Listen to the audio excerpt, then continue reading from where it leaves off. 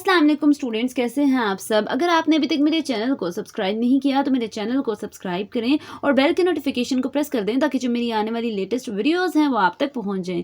आज की जो मेरी वीडियो है इसमें मैं सप्लीमेंट्री प्रॉब्लम नंबर 58 को एक्सप्लेन करने लगी हूँ। तो सबसे पहले क्वेश्चन की स्टेटमेंट देखते हैं। स्टेटमेंट में क्या लिखा हुआ है, find a unit vector which is perpendicular to the surface of the paraboloid of revolution z is equal to x square plus Y square at the point 1 2 5।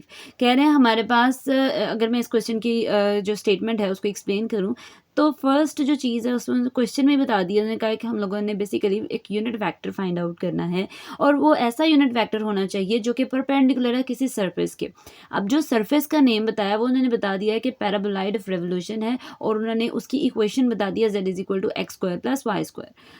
अगर आप पैराबोलॉइड ऑफ रेवोल्यूशन को देखें तो ये हमारे पास ऐसा सरफेस है जो कि हमारे पास हमें मतलब कैसे मिलता है, जो कि कह लें ऐसा पैराबोला है जो रिवॉल्व होता है अपने ही एक्सिस के अलोंग। ठीक है, अपनी एक्सिस के किसी एक्सिस के अलोंग रिवॉल्व किया जाता है। ठीक है, तो वो कह रहे हैं कि पैराबोलॉइड ऑफ रेवोल्यूशन है। मैं कोशिश करूंगी कि इसके साइड पे जो पिक्चर इसकी कह लें बता दूं कि किस शेप का पैराबोलॉइड ऑफ रेवोल्यूशन होता है। ठीक है, और इसकी साइड पे पिक्चर जो है वो पोस्ट कर दी जाएगी तो उससे आपको जो है मोर जो कॉन्सेप्ट्स हैं वो क्लियर हो जाएंगे। नेक्स्ट देखें आगे क्या लिखा हुआ है, एट द पॉइंट 1 2 5, और उसके बाद उन्होंने पॉइंट भी बता दिया कि इस पॉइंट पे हम लोगों ने यूनिट वेक्टर फाइंड आउट करना है इस सरफेस का।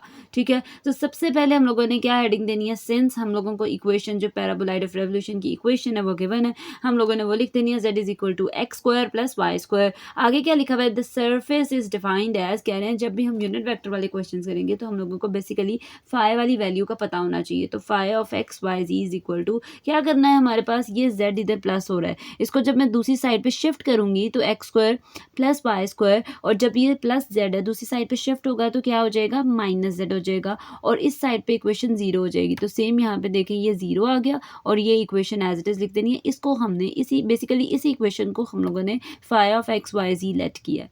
ठीक है, अब नेक्स्ट देखें क्या लिखा हुआ है, then del phi is equal to, हम लोगों ने इस जो मेरे पास फाई वाली वैल्यू है उस पर डेल ऑपरेटर अप्लाई करना है। ठीक है, अब मुझे इतना पता है कि जो डेल है उसकी वैल्यू क्या होती है, partial over partial X I cap plus partial over partial Y J cap plus partial over partial Z के कैप। तो हम लोगों ने क्या करना है, जो मेरे पास पार्शियल ओवर पार्शियल एक्स की साथ वैल्यू है X square plus Y square minus Z वो पुट कर देनी है। मतलब यह है कि इस फाई ने मल्टीप्लाई होना है इन तीनों टर्म्स के साथ, तो उसको सेपरेटली लिख दिया है। आपकी चॉइस है, आप पहले डेल के साथ फाई वाली ये वाली टर्म लिखें और फिर उसको जो है उस पर वैल्यूज अप्लाई कर दें। ठीक है, मैंने वो एक स्टेप स्किप कर दिया है।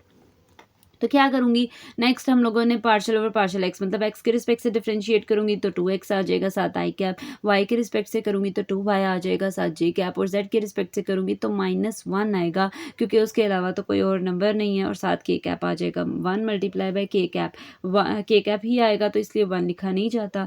अब नेक्स्ट ये तो मेरे पास डेल फाई की वैल्यू आई है, मैंने नेक्स्ट क्या करना है, मैंने इस पर पॉइंट पुट करना है। जो मेरे पास ये वैल्यू आई है, ये जो मेरे पास वैल्यू है इस पर मैंने ये पॉइंट पुट करना है 1 2 5। जब मैंने ये पॉइंट पुट करना है आगे क्या लिखा हुआ है, द वैल्यू ऑफ ग्रेडियंट, तो ग्रेडियंट की जो वैल्यू है वो क्या हो जाएगी, del phi is equal to 2 multiply by 1 i cap plus 2 multiply by 2 j cap plus minus k cap. तो 2 को 1 के साथ मल्टीप्लाई करें 2 आई कैप आ जाएगा प्लस 4 जे कैप आ जाएगा और साथ माइनस के कैप आ जाएगा। ये मेरे पास डेल फाई की वैल्यू आ गई है एट अ पॉइंट 1 2 और 5 पे। ठीक है, अब नेक्स्ट मैंने क्या करना है, ये तो अभी डेल फाई की वैल्यू है, हम लोगों ने यूनिट वेक्टर बेसिकली क्वेश्चन में क्या चीज़ पूछी जा रही है, क्वेश्चन में पूछा जा रहा है कि यूनिट वेक्टर फाइंड आउट करना है। तो यूनिट वेक्टर को फाइंड आउट करने के लिए मैं क्या करूँगी, मैंने जो फॉर्मूला है बेसिक फार्मूला वो पुट करना है।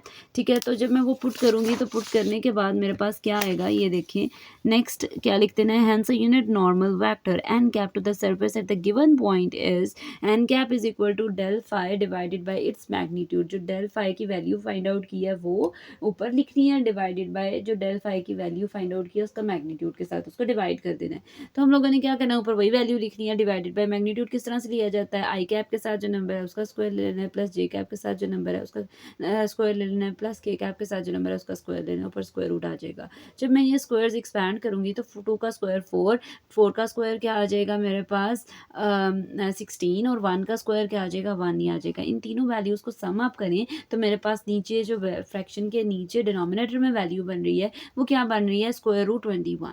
ठीक है, अब ये तो मेरे पास वैल्यू आई फर्स्ट वाली। नेक्स्ट क्या लिखा हुआ है उन्होंने, देखिए नेक्स्ट स्टेटमेंट के अकॉर्डिंग मैंने लिखा है another unit factor to the surface at the given point in the opposite direction. कह रहे हैं ये तो हमारे पास पॉजिटिव डायरेक्शन है। अब जब भी स्क्वायर रूट कोई भी वैल्यू आती है तो एक दफ़ा प्लस में लिखी जाती है, एक दफ़ा माइनस में फाइंड आउट की जाती है, ठीक है।